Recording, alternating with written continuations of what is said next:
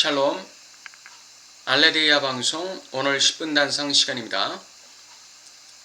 오늘은 의존에서 의지, 그리고 의지에서 신뢰로, 이와 같은 제목으로 말씀을 전하겠는데요. 오늘 성경 말씀은 이사야서 45장 7절 한 절입니다. 나는 빛도 짓고 어둠도 창조하며 나는 평안도 짓고 환난도 창조하나니 나는 여호와라. 이 모든 일들을 행하는 자니라 하였노라. 아멘. 믿음은 어떻게 성장해 나갈까요? 하나님께서 우리의 믿음을 성장시켜 나가시는 그 과정이 어떻게 될까요? 어린아이가 엄마의 배에서 출생되면 엄마는 어린아이에게 어떤 존재일까요? 절대적인 의존 대상이 되는 것이죠. 어린아이에게 엄마란 절대적 생존 환경이고 절대적인 필요 공급자입니다. 아이에게 필요한 모든 것들을 무조건적으로 무제한으로 완벽하게 공급하는 전능한 공급자죠. 이처럼 신앙인이 그리스도 안에서 영적 주체로 태어나면, 신앙 주체로 태어나면 하나님은 그 신앙인에게 절대적인 공급자로 역사하실 수 있습니다.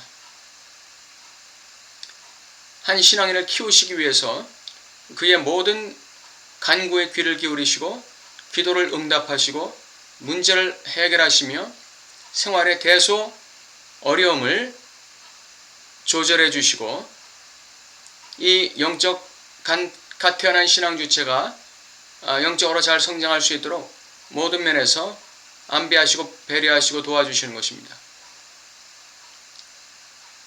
이때 신앙 주체가 체험하는 하나님이라는 존재는 인격을 가진 거룩한 존재라기보다는 어린아이에게 엄마와 같은 존재예요. 어린아이에게 엄마는 인격적 존재가 아닙니다.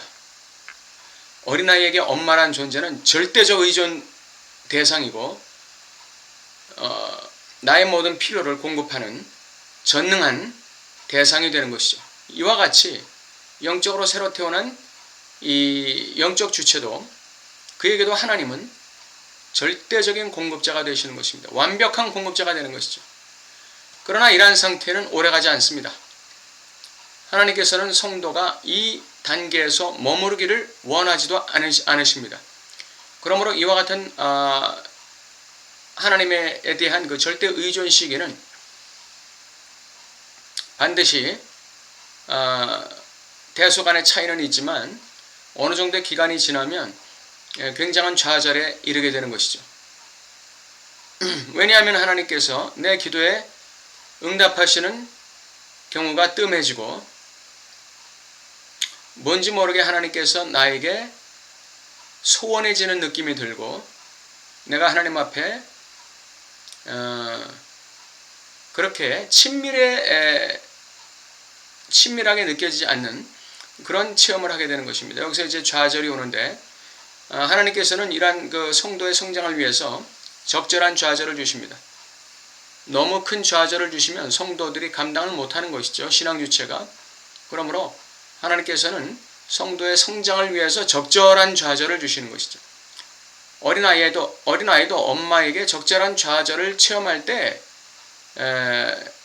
성장하듯이, 정신적으로 성장하듯이 갓 태어난 영적 주체, 신앙 주체도 하나님에 대한 친밀한 체험을 경험하는 와중에 적절한 좌절을 겪을 때 영적 고민과 또 자기 탐색, 하나님에 대한 새로운 지식을 통해서 새로운 하나님을 잡고 발견해 나가는 과정을 밟을 수가 있습니다.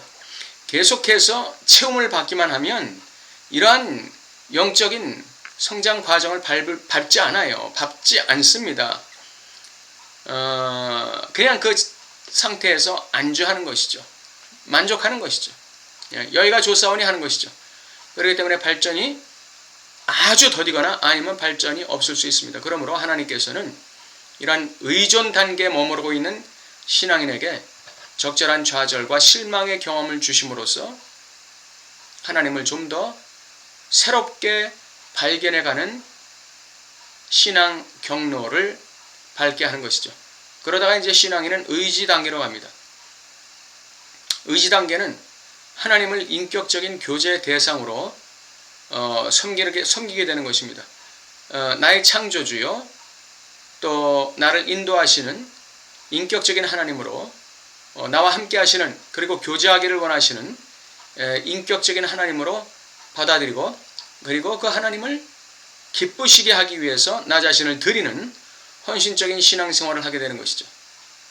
여기서는 진리를 따라 살려고 애쓰고 하나님의 소명을 발견하고 소명의 삶을 살기 위해서 노력하며 하나님과 교제하기를 힘쓰고 나 자신을 드려서 하나님의 그릇으로, 또 하나님의 도구로 하나님의 영광을 위한 하나의 도구로 나를 헌신하게 이르는 것이죠.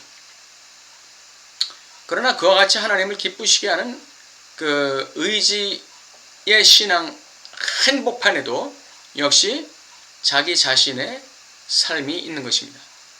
나의 문제가 해결되고 내가 이 세상에 더 잘되고 이 세상 살아가면서 더 하나님께 복을 받고 은혜를 받고 기적을 체험하고 문제가 응답되고 소원이 이루어지는 그러한 자기와 자기의 인생이 그 하나님에 대한 헌신의 중심에 있는 것이죠. 이것이 바로 의지 단계의 특징입니다. 의존은 말할 것도 없이 자기 자신이 중심이 되어 있는 것이죠. 의지 단계도 하나님을 인격적으로 알아가기 시작하면서 교제해가고 하나님을 창조주의 아버지로서 인격자로 교제하며 경배하며 그 하나님의 영광을 위해서 노력하는 과정이 진행되는 가운데서도 그 중심에는 여전히 나와 내 인생에 먹고 사는 문제가 중심의 구멍에 딱 자리 잡고 있는 것입니다. 여기서도 역시 신앙의 환란이 오고 어둠이 다가올 때 좌절하고 낙심하게 되는 것이죠. 하나님을 의지하는 단계에서도 낙심과 좌절은 다가온다는 것입니다. 이 상태에서 이제 신뢰 단계로 넘어갈 때 어떻게 될까요? 신뢰 단계라는 건 하나님이 내 인생에 어두움을 허락하시고 환란을 허락하셔도 그런 것이 문제가 되는 것이 아니에요. 의지 단계에서는 환란이 오고 어둠이 올 때는 하나님께 부르짖고 기도하고 작정 기도하고 철야기도 하고 금식기도 하고 기도원에도 올라갑니다.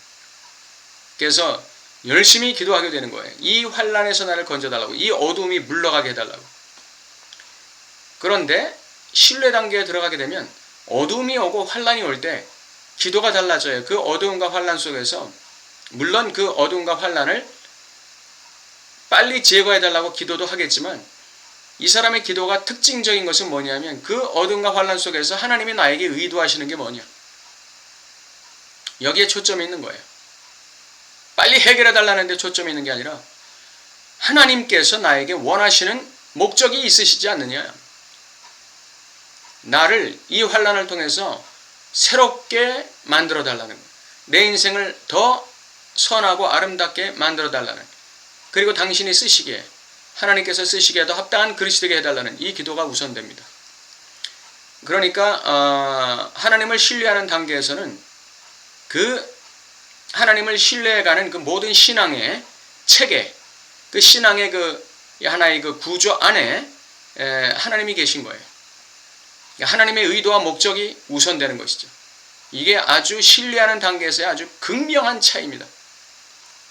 이때는 환란이 오고 어둠이 와도 그런 거 신경 쓰이지가 않는 거예요. 그냥 하나님이 나를 쓰시기에 합당한 그릇으로 만드시고 내 인생을 빚어나가시는 하나님의 목적이 이루어지는 것이 최우선이에요. 그리고 이 사람이 확신하는 것은 어떤 어둠이 오고 환란이 와도 나의 인생을 하나님께서 합력의 선을 이루시고 승리로 이끄시고 나라는 그릇을 하나님이 쓰시기에 합당하신 그릇으로 빚으셔서 하나님의 목적을 이루는 삶을 살게 하신다는 그 믿음 하나로 하나님과 동행하는 삶을 살게 되는 것이죠. 이것이 하나님을 신뢰하는 사람들의 아주 확연한 특징입니다. 하나님은 빛도 지으셨지만 어둠도 창조하셨고 평안도 지으셨지만 환란도 창조하셨어요. 왜 창조하셨을까요? 우리 신앙 주체들이 하나님께 더 합당한 그릇, 합당한 인생이 되도록 회개시키시고 씻어내는데 이러한 어두움과 환란이 필요한 것입니다. 어두움을 체험하게 되면 빛의 가치를 깨닫게 되는 것이죠. 환란을 체험하게 되면 평안의 가치를 깨닫게 되는 것입니다. 하나님은 이 둘을 적절하게 배합해서 우리 인생들에게 공급하심으로써 하나님이 우리 자신과 우리 인생을 통해서 목적하신 바를 이루어 가시는 좋으신 하나님입니다. 선하신 하나님이에요. 그게 바로 하나님의 선입니다. 우리 인생들 보기에는 힘들고 어렵고 정말 경험하기 싫은 그런 상황 속에서도 하나님 보실 때 그것은 선이라는 거예요. 보시기에 좋은 거예요. 그렇기 때문에 우리가 하나님을 의존하는 단계에서 의지하는 단계, 그리고 의지하는 단계에서 신뢰하는 단계로 전진해 나간다는 것은 한 번 사는 인생에서, 한 번 갖는 믿음 생활에서 정말 의미가 있고 가치가 있다고 생각되는 것이죠. 여러분의 삶 속에 이러한 은혜가 있으시기를 바랍니다.